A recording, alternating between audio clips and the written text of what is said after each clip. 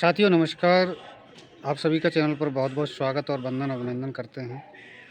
और अब शिक्षा मित्रों से संबंधित सूचना आपके प्रस्तुत करते हैं और चैनल पर आप सभी हमारी सूचना को देखते हैं, उसके लिए बहुत बहुत धन्यवाद। और मैं ये कहना चाहता हूँ कि उत्तर प्रदेश के सभी शिक्षा मित्रों के लिए बहुत बहुत बधाई, जो सरकार ने द्वितीय चरण में शिक्षा मित्रों के कैशलेस की व्यवस्था को उजागर कर दिया और उसका आदेश भी जारी कर दिया। साथियों, अगर आप पहली बार वीडियो देख रहे हैं तो चैनल को सब्सक्राइब कर लाइक और शेयर कमेंट ज़रूर करें, जिससे आप सभी को सूचना सबसे पहले प्राप्त हो। और अगर वीडियो में पहली बार आए हैं तो सब्सक्राइब ज़रूर करें और लाइक शेयर ज़रूर करें।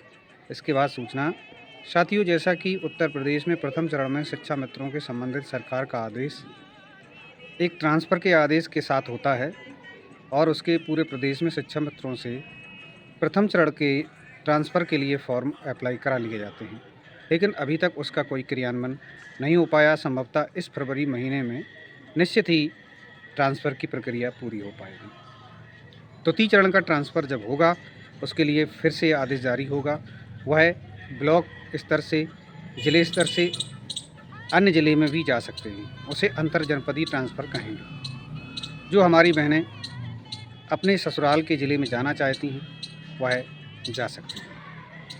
उसके बाद उत्तर प्रदेश सरकार माननीय योगी जी ने शिक्षा मित्रों और बेसिक शिक्षा के सभी कर्मचारियों और माध्यमिक शिक्षा के सभी कर्मचारियों को कैशलेस सुविधा दी है, कैशलेस इलाज की सुविधा दी है और उसमें 10 लाख कर्मचारियों को शामिल किया गया है, जिसमें हमारे बेसिक शिक्षा के सभी शिक्षक, सभी शिक्षा मित्र और सभी अनुदेशक एवं रसोइया और आंगनबाड़ी सहायिका और उनके सभी आश्रितों को शामिल किया है।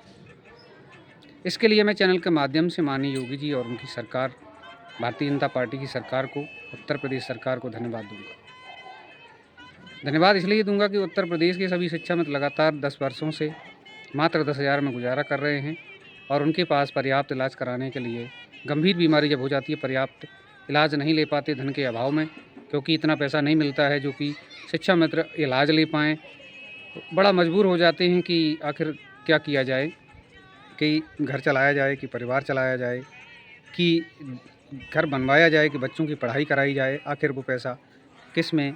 और जब शिक्षक जब बाहर जाते हैं पढ़ाने के लिए, जब बाहर जाते हैं तो उसके लिए वे यातायात के लिए भी खर्चा होता है, आप सभी जानते हैं और आप सभी उसके प्रत्यक्ष प्रमाण भी हैं।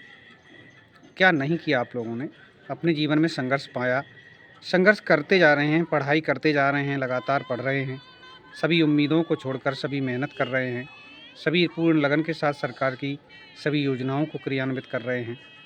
बड़ी स्थिति गंभीर है। सरकार समय समय सभी मामलों पर लंबा गैप लिया, लेकिन समय समय आगे शिक्षा मित्रों को, अनुदेशकों के लिए बढ़ रही है। निश्चित ही फरवरी महीने में 9 तारीख को सोमवार से 9 फरवरी 2026 से विधानसभा सत्र बुलाया गया है। उसमें शिक्षा मित्रों के हितों को ध्यान में रखते हुए माननीय योगी जी से मैं अपने चैनल के माध्यम से कहना चाहूँगा, बेसिक शिक्षा मंत्री श्री संदीप सिंह से कहना चाहूँगा कि शिक्षा मित्रों के आर्थिक संकट को दूर अवश्य करें, क्योंकि शिक्षा मित्र आर्थिक संकट से इतना जूझ रहा है कि उनका जो मानसिक तनाव है वो निश्चित ही बढ़ता चला जा रहा है। मैं आपसे अनुरोध करूँगा कि आप निश्चित ही विधानसभा सत्र में आपके दादा श्री कल्याण सिंह जी ने जो शिक्षा मित्रों को अपनी सरकार में जन्म दिया था, उनका भविष्य सुरक्षित करके आप उनका सपना पूरा करें और 1,43,929 प्रदेश के सभी शिक्षा मित्रों को उनके आर्थिक संकट को दूर करें, जिससे वो भी जी उठें और सरकार के सभी योजनाओं को पूर्ण मनोयोग से निश्चिंत होकर परिवार की चिंता छोड़कर पूर्ण सहयोग करें। आज शिक्षा मित्र को परिवार की चिंता सताती है, सताती इसलिए है कि अन्यत्र जगह कोई रोज़गार नहीं कर सकते, क्योंकि सुबह स्कूल में पहुंच जाते हैं और 3:10 पर विद्यालय से लौटते हैं, तो उसके बाद थोड़े बहुत घरेलू कामों में लग जाते हैं। उसके बाद समय नहीं बचता है कि कोई दूसरा रोज़गार अपनाया जाए या किसी और धनोपार्जन के लिए कार्य किया जाए। तो स्थिति बहुत गंभीर है। इसलिए मैं अपना चैनल के माध्यम से आप सभी से कहना चाहता हूँ कि उत्तर प्रदेश के सभी शिक्षा मित्रों की पीड़ा को आप मंत्री जी और माननीय मुख्यमंत्री जी मिलकर पीड़ा को हरण करें और ये पीड़ित शोषित उत्तर प्रदेश के शिक्षा मित्र और अनुदेशक उनके चेहरों पर मुस्कान लाने का काम करें। वो भी आपके अध्यापक की तरह, बेसिक शिक्षा के शिक्षकों की तरह शिक्षण कार्य करते हैं। वो निपुण भारत संपन्न कराते हैं, वह प्रेयर भी कराते हैं, वह पीटी भी कराते हैं, वह जिस तरह सारे अध्यापक काम करते हैं उसी तरह शिक्षा मित्र अनुदेशक भी काम करते हैं। इसलिए मैं अपने चैनल के माध्यम से कहना चाहता हूं कि उत्तर प्रदेश के सभी शिक्षा मित्रों का कल्याण करना, जिससे आर्थिक संकट दूर हो। मैं तो ये कहना चाहता हूं कि उत्तर प्रदेश सरकार उत्तराखंड की भांति शिक्षा मित्रों को भविष्य सुरक्षित करे। वहाँ पर जो प्रशिक्षित शिक्षा मित्र हैं उनको प्रशिक्षित वेतनमान दिया जा रहा है और जो टेट पास शिक्षा मित्र थे उन्हें वहाँ पर सुपर टेट नहीं लगाया गया और जो टेट पास थे उनको सीधा सहायक अध्यापक बना दिया गया। सरकार चाहे शिक्षक भर्ती न करके शिक्षा मित्रों को जो टेट पास हैं, जो NCTE की गाइडलाइन को पूरा करते हैं, उनको सहायक अध्यापक बना सकती है। न ही किसी समुदाय को कोई आपत्ति होगी, न ही किसी कोर्ट को आपत्ति होगी, क्योंकि शिक्षक पात्रता शिक्षा मित्रों के पास है और 25 साल शिक्षा मित्रों ने शिक्षण कार्य का अनुभव भी लिया है। इसलिए मैं कहना चाहता हूं कि आप सभी शिक्षा मित्र साथी धैर्य रखिए कि निश्चित ही सरकार शिक्षा मित्रों का भला करने जा रही है। आप सभी साथियों से मैं निवेदन करता हूं कि इतना वीडियो आपने 7 मिनट का देख लिया, उसके आगे भी देखना है।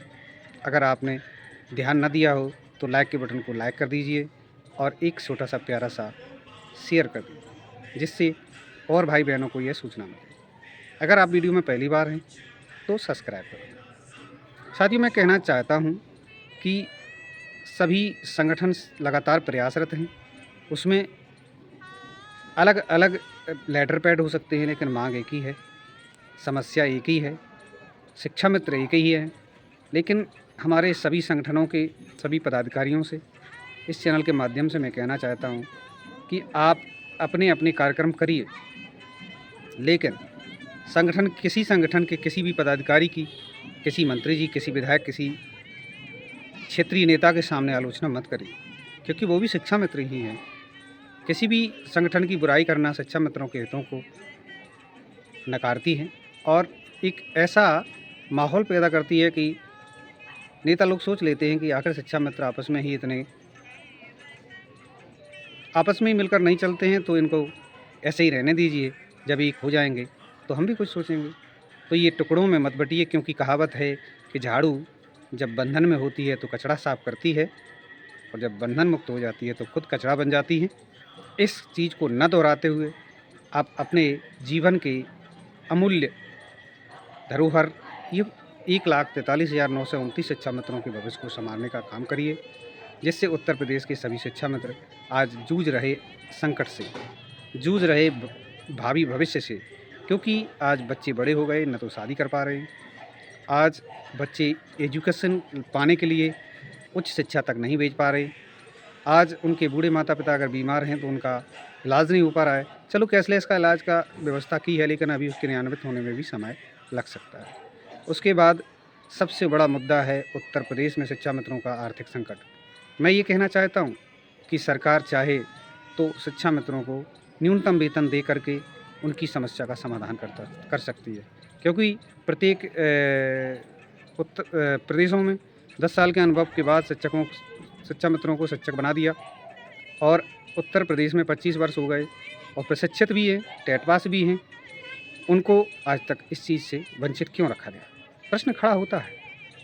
इसलिए आप सभी से निवेदन करना चाहता हूं कि उत्तर प्रदेश के सभी शिक्षा मित्रों के लिए भी कल्याणकारी योजना लाइए, जिससे उनके आर्थिक संकट को दूर किया जाए और वो भी जी उठें और अपने जीवन का जो उद्देश्य है उसे पूरा कर सकें। साथियों, अगर वीडियो अच्छा लगा हो तो लाइक शेयर ज़रूर करें और मैं ये कहना चाहता हूँ कि आप लोग सभी धैर्य बनाए रखिए।